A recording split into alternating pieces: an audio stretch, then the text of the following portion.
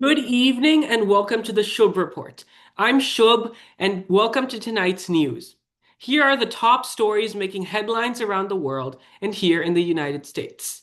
From emotional returns on the battlefield to political scandals and debates over national memory. Today's news reminds us just how interconnected and impactful global and domestic events can be. Our first story comes from the Middle East. After more than 11 years in captivity, the body of Lieutenant Hadar Golden has been returned to Israel. Lieutenant Golden was killed during the 2014 Gaza war and held by Hamas in captivity for over a decade. His identification has now been confirmed by his family and the Israeli military. This return is deeply personal for his family, who endured years of uncertainty, hope, and heartbreak. But it also carries a symbolic weight for Israel as a nation, highlighting both the human cost of conflict and the ongoing struggle to recover missing soldiers. For the region, it's a stark reminder of the unresolved tensions in Gaza and the Middle East. While large-scale diplomatic and military developments often dominate headlines, stories like Lieutenant Golden's bring home the very real human stakes, reminding us that the cost of war is never political. It's profoundly personal. Turning now to Eastern Europe. Ukrainian authorities have launched a series of raids against high-ranking government officials connected to a major scandal in the energy sector. This comes at a particularly sensitive moment. Ukraine continues to navigate the pressure of war, reconstruction, and dependence on international funding. A compromised energy sector, one that affects both civilians and military operations, poses a serious risk to the nation's instability. The raids signal an attempt at accountability, but questions remain. How widespread is corruption within critical sectors? Can reforms succeed amidst ongoing conflict? These developments highlight the delicate balance between governance, transparency, and survival during times of war.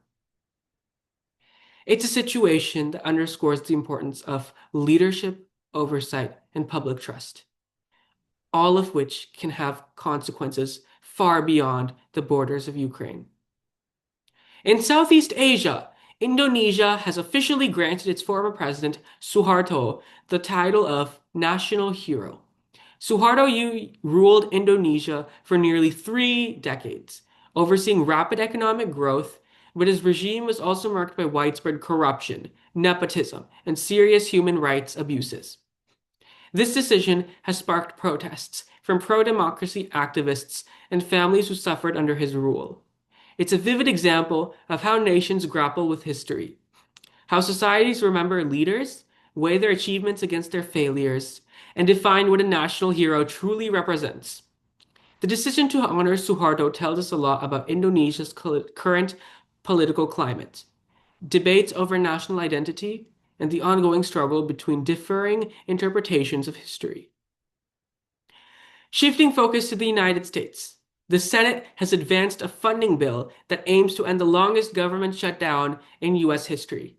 Federal employees have faced weeks without pay, and critical services have been disrupted, affecting millions of Americans. While the bill restores government operations, key demands, including healthcare subsidies proposed by Democrats, were left out. The process illustrates ongoing partisan tensions and raises questions about the long-term impact on public trust, government efficiency, and the economy. Finally, former President Donald Trump is threatening legal action against the BBC over an edited January 6th speech. The controversy has already prompted high-profile resignations at the broadcaster, drawing international attention. This story goes far beyond media disputes. It highlights questions about political influence, narrative control, and the ongoing resonance of the January 6th events, not just in the United States, but around the world. In an era of polarized politics and global media, the power to shape the story can have far-reaching consequences. That wraps up our top stories for tonight. From the emotional return of an Israeli soldier to scandals in Ukraine, debates over historical memory in Indonesia, and political developments here at home. Today's headlines remind us that leadership, accountability, and narrative remain central in shaping both global and domestic events. I'm Shubh from the Shubh Report, and thank you for joining us for this news update. Stay tuned for more developments as these stories continue to unfold.